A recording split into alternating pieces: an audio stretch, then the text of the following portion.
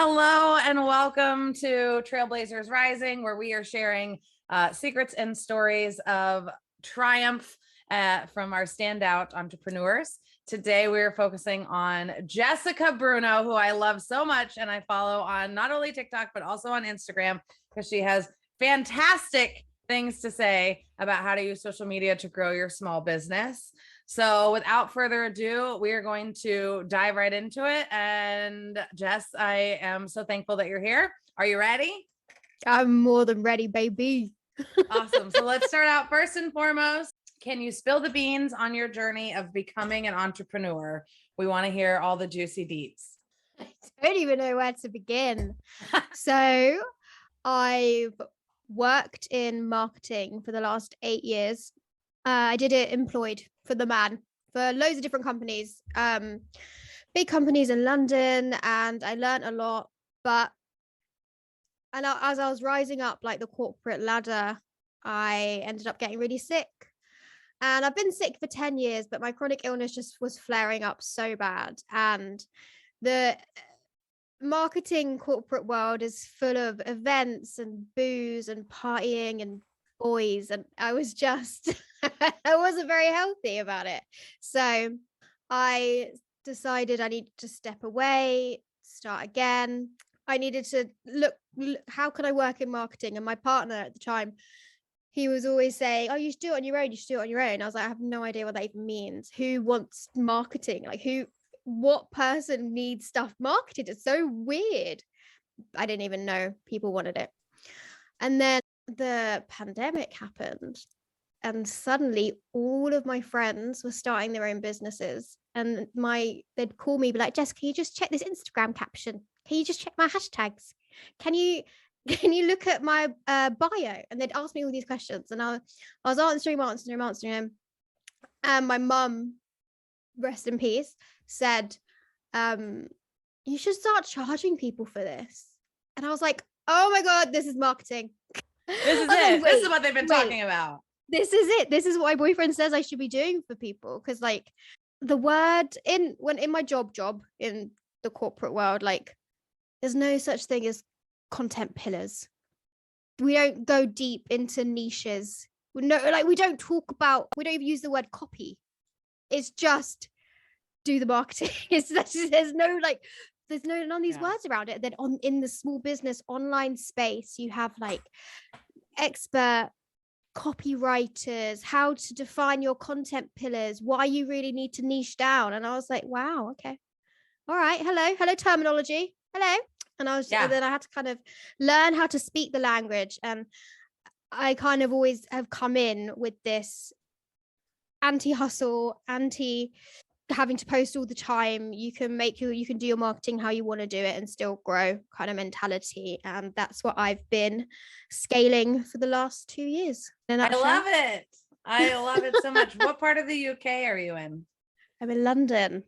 In London. Yeah. Now, let me ask you this. Since I run in the neurodivergent community, are you aware of the fact that it is a neurodivergent trait for both ADHD and autists to take on the accent of whoever they're speaking to? No, but I love that. It makes a lot of sense. It's I don't know if it has necessarily to do with bottom up thinking, or if it has more to do with our echolalia. I'm leaning towards echolalia and our affinity for repeating sounds that we really like. But I know most Americans, when we accent, you all sound like you know exactly what you're talking about all the time. And I feel like us Americans are just like, we're trying, don't you know, like we don't have the level of authority that you guys do in your voice. So if I take on your accent, it's only because I'm in love with it. Now, I love it. Can I just jump in? I saw a TikTok the other day talking about how if words were names, and I think Echolalia would be a gorgeous name for a little girl, right? If it didn't mean what it meant. I mean, Echolalia, it makes you want to repeat it. Like it makes you do the thing that it's describing, Echolalia, because it's just so fun. It's a good word. Absolutely. I say name your kid Echolalia. I'll call your kid Echolalia all day. You'll never get me to stop saying it.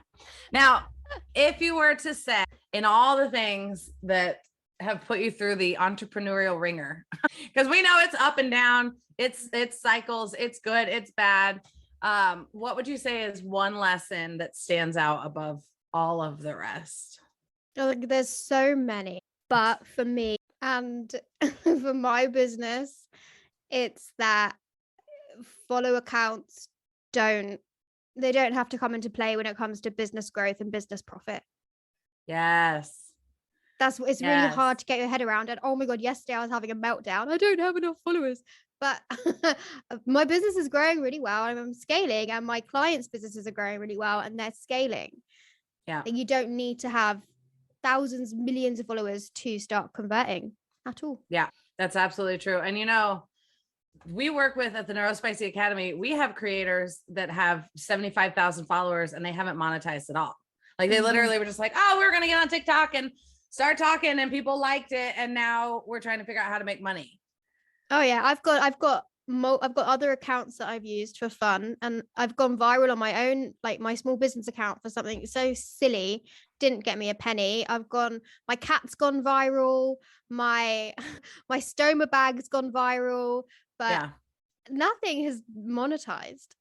And it's not saying that it can't. And if you get a video that does well, of course you can monetize it, and you can wake up and your emails will be popping off and the notifications will be coming in, that ka-ching notification will be popping in, making money while you're asleep. Like that can totally happen, but it's not like a sustainable goal to set yourself. Yeah, not everyone's going to go viral. That's what I tell every single person, every one of my clients, to say, not every post is meant to go viral.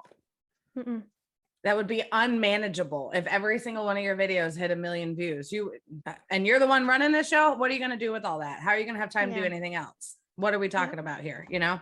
So managing expectations when it comes to social media is very, very important. You're so right. Now, you've been an entrepreneur for a few years. You've been scaling, growing your business for a few years.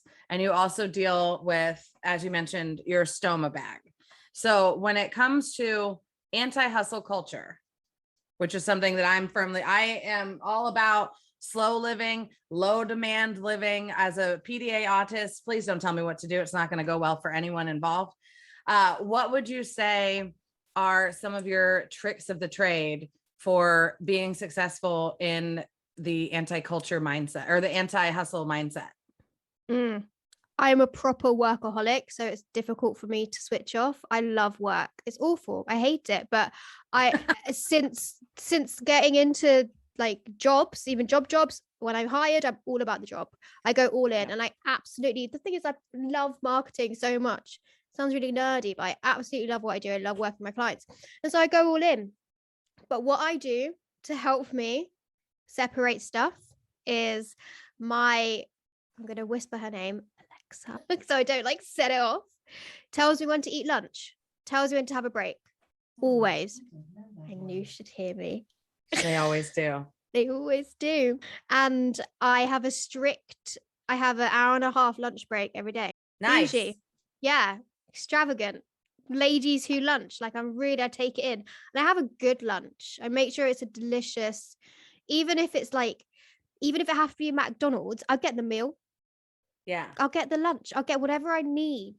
I try and indulge myself throughout the day. And then I always have a strict cut-off time, 5 p.m. Phone goes off, laptop goes off. If I want to check my Instagram, I want to check my TikTok, fine. But I know I'll be suffering for it in the morning. I'm like, ugh, feel gross. If I'm on it too much, it just makes me feel like rubbish. What else do? I really don't work weekends. I used to, but Saturdays and Sundays, completely my time. And right now I'm trying to incorporate more fun. So yeah, I've been really sick for the last 2 years, which has meant all I could do was work. That's the only thing I found myself actually being able to have any fulfillment on.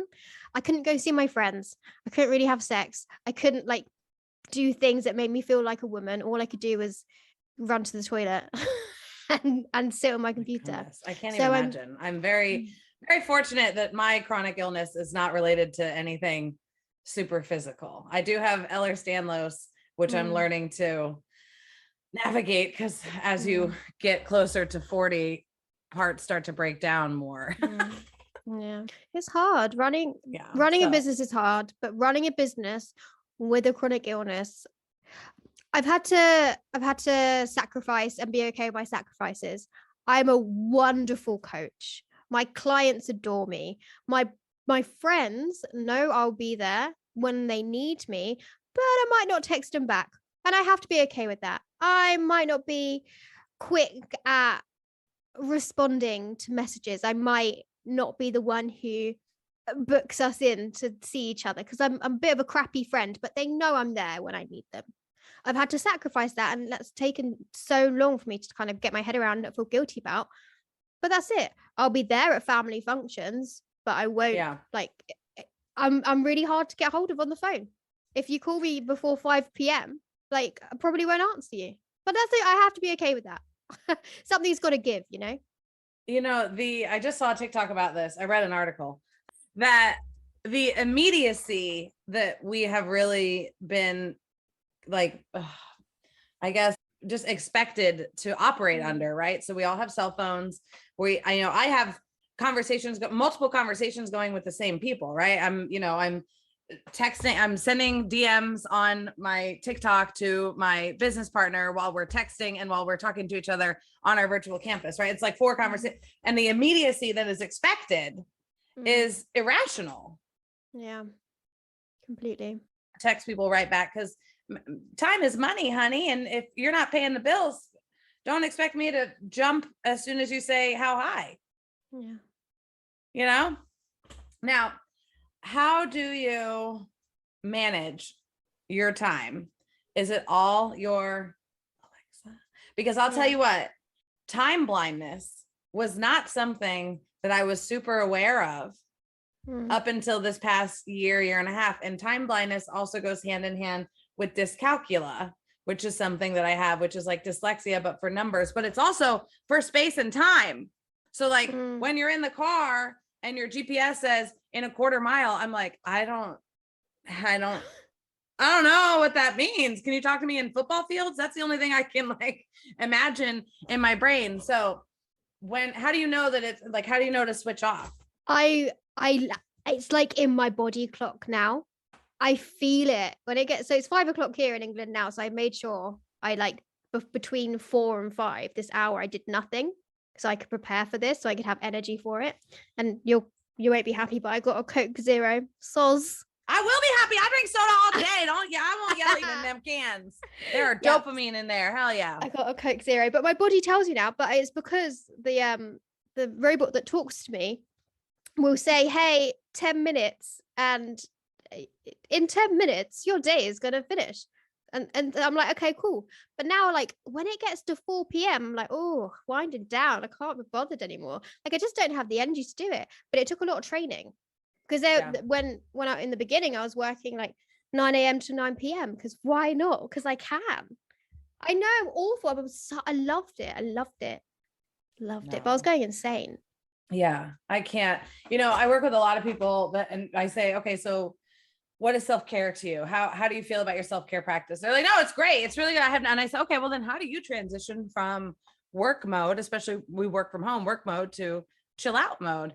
And I can't tell. If I had a nickel for every time somebody says, oh, I just work until I can't anymore and then I go pass out. And I'm like, okay, so that's not a transition. That's not what we're looking for here. We even have members of the Neurospicy Academy. They're always like, oh, well, I hit the wall last night at 9 p.m. So I gave up, but I'll be back tomorrow morning. It's like, I don't want you to hit the wall anymore. I want you to say, hey guys, I'm ready to, like I tell every time I'm on campus, I'm getting ready to leave. I'm like, all right, I love you all equally and for different reasons, but this has got to come off. Yeah. Yeah. This has got to come off. That's good. So then let me ask you this. When it comes to neurodivergence and chronic illness and running a business and having to really, we have to ask for the sale a lot of the time, right? You have to have meetings with potential clients and really work through that. What do you do about your rejection sensitivity? Oh, that's a toughie.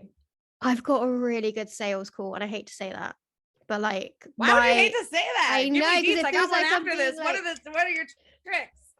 I have about I think like a 80 to 90% conversion rate from a sales call.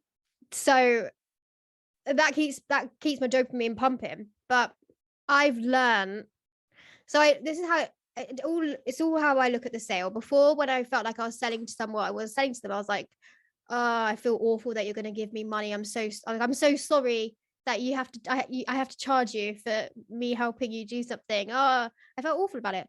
But now I'm so empowered with my sale and my service. I'm like, I just keep talking about it, even if no one's buying, because there's someone out there that needs to hear what I'm saying. There's someone out there that I know will benefit. And someone is my perfect target client that I've written out. And I've got beautiful client avatars and everything.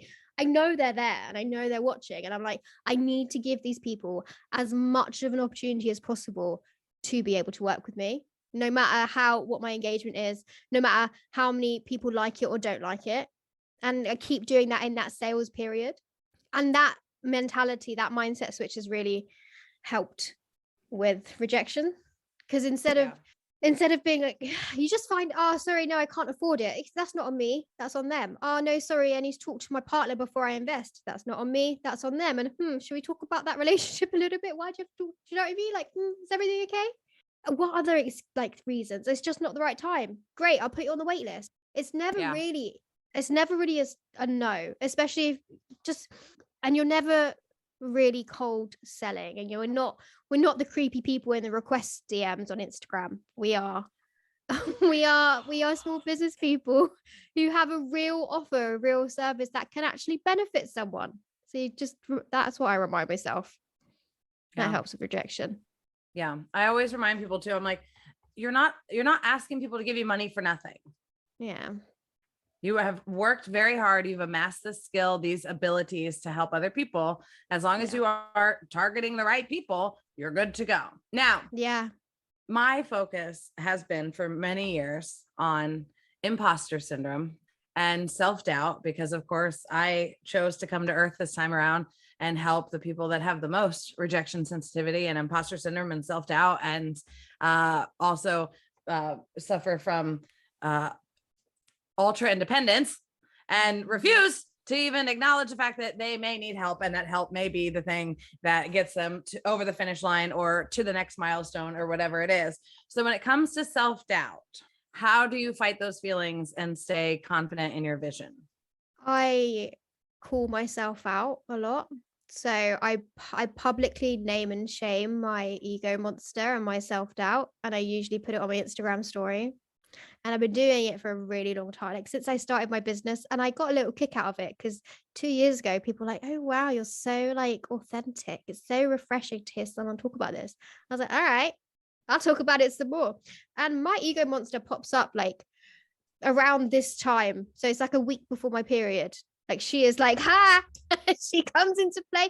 Like yesterday, I was just having a complete meltdown about how many followers I have. It's ridiculous. I don't care about that stuff. But she was like, hey, Jess, look how many followers you have. It's like she was telling me all this stuff.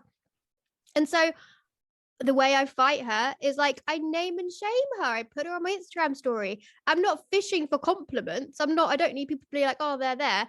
I'm just saying it. So like, if you feel like this too, like I got you, girl. Don't worry. That's what I do. Yeah. That brings me to my next question, and I love you for this. So we know that it takes a village to raise a business. Oh yeah. We know that it takes a village, and we know that the only way to find any sort of success in the service industry and the digital online coaching space. So what would you say is the most crucial aspect of community building as a creator and an entrepreneur and networking, engaging? So content plays a big part in it. Collaboration plays a bigger part in it. You want to gets your business seen by the people that are currently in your community. And if you're just starting out or you have a smaller community, you need to look at the other side, which is strategic collaborations and strategic networking. So plug yourself in to other people's communities that perhaps have your target audience and do collaborations. And you're not going in there with the idea to steal all their followers. Just have a lovely conversation about something if you're collaborating with someone, you've always got something in common. So have a lovely Yeah. conversation with them. The other side is plugging into communities where your tribe and where your people are hanging out. And they don't all have to be your target audience. They don't have to be the perfect avatar, but there are so many places online, paid, unpaid, Instagram pages, TikTok comments. Like, you can find communities everywhere, it can feel really draining trying to robotically engage. People rage engage, like, right, set a time of 15 minutes and comment on as many people as I can. That's not how you do it.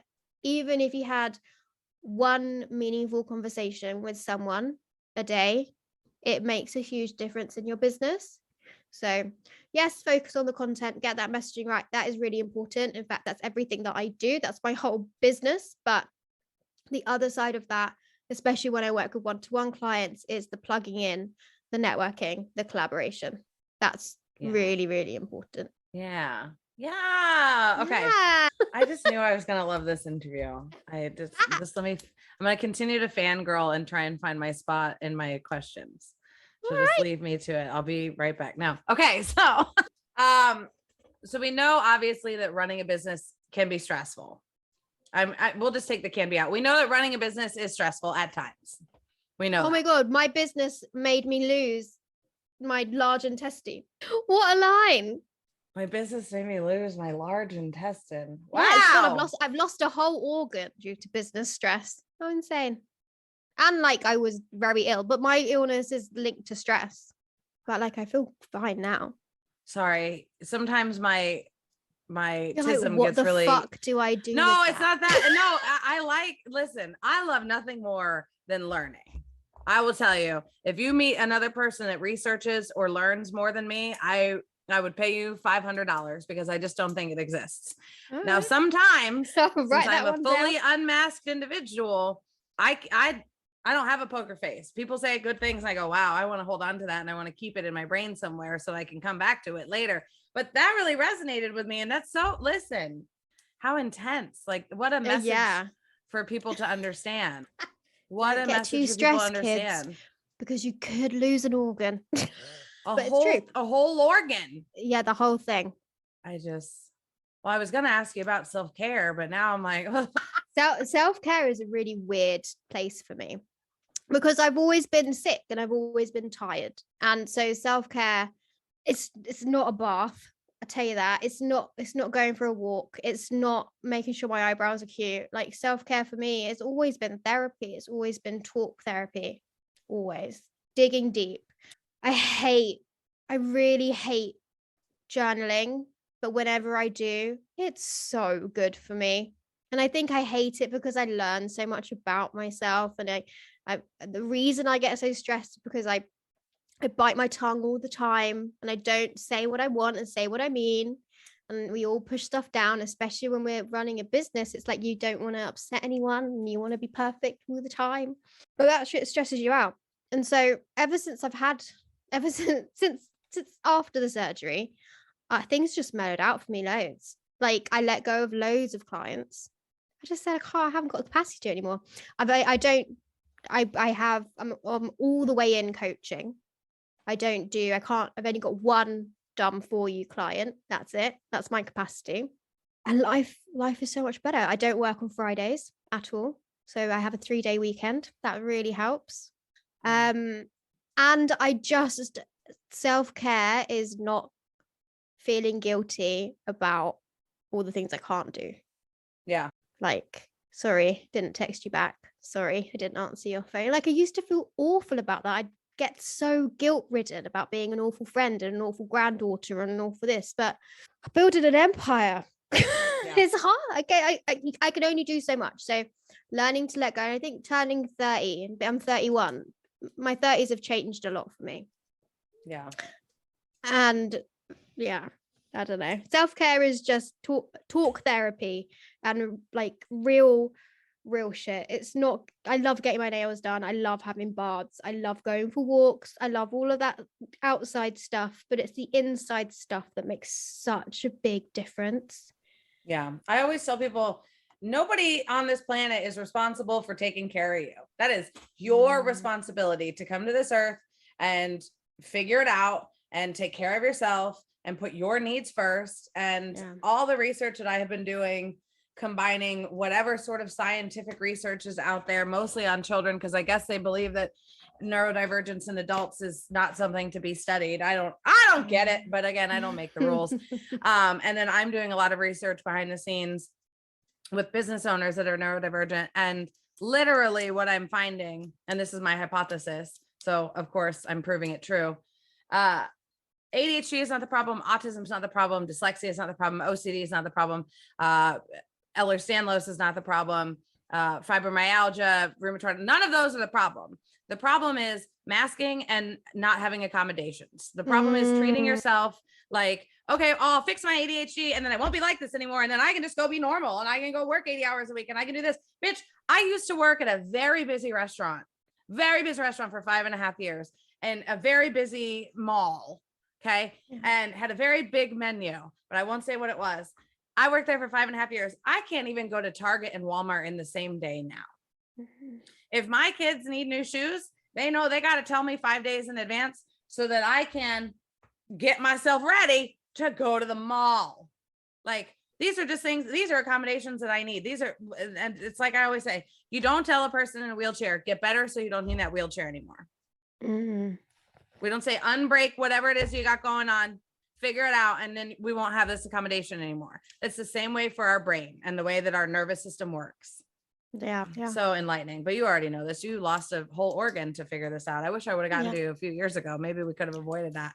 I mean, I don't know. Maybe. I'm happy. I'm so happy where I am. I wouldn't change a thing. If I had to go back, I'd do it again. Yeah. You're mainly such an advocate too for our community. Listen, I had 2 C-sections. There's some good stuff they can hook you up to. I get it. Don't think I don't get it. So I'm going to have one more smart question, and then we'll go to the lightning round, which is the more fun ADHD stuff. Okay. Right. So excuse me. You're not one to settle for the status quo, which is why you're here on the Trailblazers Rising podcast. How do you stay ahead of the curve and keep your business pushing boundaries and breaking barriers? How do I stay ahead of the curve? I don't know. I've been using all the things you talk about on Instagram. I love just like being disruptive, and I love staying in touch with what the gurus are saying and just like busting it. So like when they're like, you have to niche down, I'm like, nah, just start. You don't need a niche. It's in the beginning, you're fine. That can come later. Like, oh, here's how I made 6 figures this month. I'm like, babe, let's just get you a client. One. Not for nothing. Let's just get you one. It's fine. When people are saying like the aesthetics of a grid or I just come in, and that's what I love doing. I love staying on top of what the gurus are talking about. Like, do you remember on Instagram when everyone's like, the save button is the new holy grail of engagement, and make sure you're getting saves. I'm like, it doesn't matter. Like, as long as it's getting something, that's fine. Even if it gets nothing, it still has eyes, and people will remember you. As long as your messaging is fine, don't worry about the engagement. It's cool. Yeah.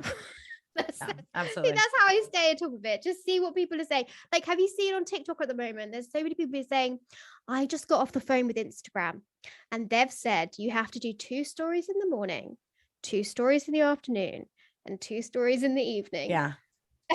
Like, what? No, you don't. You really don't. I highly doubt. And what I don't understand either, like, post. Okay. Bye. Freaking internet. Anyways. Okay. What were we saying? It's recording again. I don't have no idea. Being a disruptor is really I love disruptors more than I love anybody else. I literally, when I'm scrolling Instagram and looking for your post, because really there's not a lot that goes on Instagram that I value, unfortunately. But I love seeing your posts, because you're always like, hey girl, top 3 ways to grow your Instagram.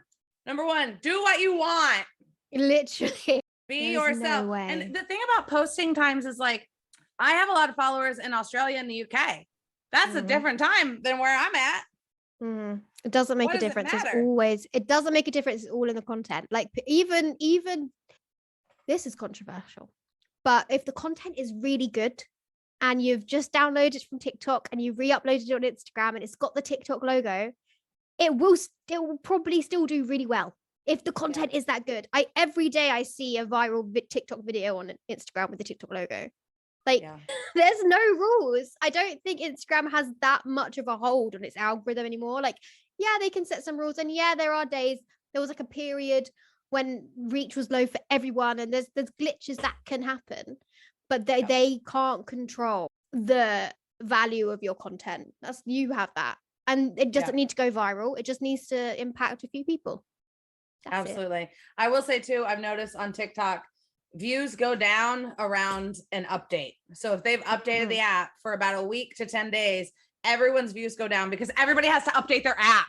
There you go. Because their app isn't working properly. So they're not getting, like, I've literally put out a video before and then been like, why is this not getting any views? And then I've gone to my Play Store and been like, oh, I got to update my app. And as soon as I update my app, I release the video. It does well. I'm like, see guys, this is something I feel like we could work on a little bit. I feel like if I am seeing this pattern, more other people are seeing it, but it's fine.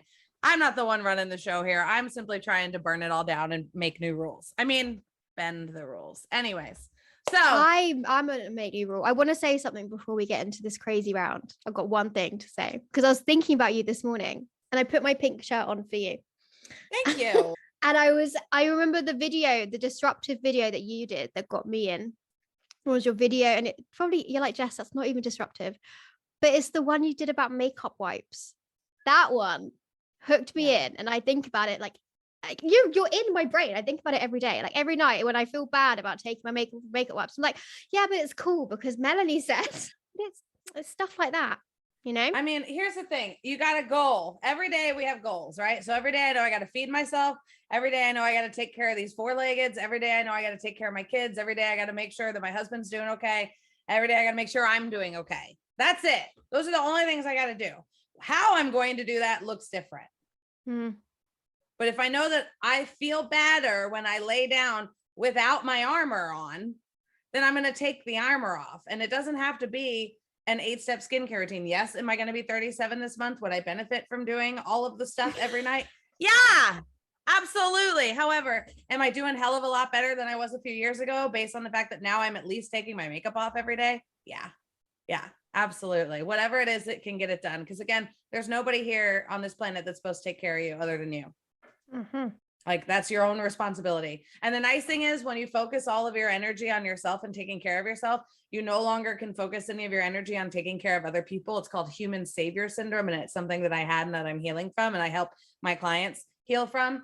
But we're not responsible for anybody else's thoughts, opinions, behaviors, or action. Yeah. Not at all. And if this is what I told my kids, and I told my husband when I started on this whole healing, whatever journey you want to call it, I said, listen, I am happy to help you. And I'm here to help you, but it's not my responsibility to know that you need help. It's your responsibility to come to me and say, Mom, I need your help, or wife, I need your help, or friend, I need your help. And then I say, oh, you know what? Since I've been taking care of myself, I have energy left over for you and I can now help you. But when I was living my life trying to be like, what does everybody need? I couldn't help anybody. Yeah. All right. Lightning round. These are the fun questions. Are you ready? I'm ready. First and foremost, what's your favorite social media platform? Instagram, for sure. I knew you were going to say it. You're very good on Instagram. Keep it up. What's the most recent rabbit hole you've gone down? And tell us all about your learnings and your findings. Jasper, the Barbie doll. Say AI. Jasper the Barbie doll. What have you found out about Jasper? Because I'm confused. Learned so much. I absolute favorite page on TikTok. It's giving me life every single day, and it's just taught me like you can have so much fun and still get a great message out. Like it's all about body positivity and being yourself and raising awareness, and it's like a whole bunch of people have come together over Jasper. So yeah, Jasper's taught me a lot recently. I'm making a video. I saw a video too where they connected Miley Cyrus in the recent interview in her voice, and I was like, you can't unhear it now. I do love Jasper. Miley. I do love Jasper. It's funny. As a person who smoked cigarettes for a very long time and thought that my voice was going to be gone forever, when I hear that voice, I'm like, See, we know better, so we do better. All right. There you go. What is your emotional support show that you like to watch? It can be a movie or a TV show. I watch people play The Sims 4 on YouTube. Okay. All right, Gen Z. I feel you. I know. See you. I know. That's what I do. But when at nighttime, I watch people play either Stardew Valley or The Sims 4 because I have both those games and I love those games, but I can't play them. Or my TV show at night is Bob's Burgers. I love Bob's Burgers. I want to get into that show so bad, but I just haven't been able to yet. I keep trying, but mine is Parks and Rec. Love. Or to really work through some stuff and manifest at the same time.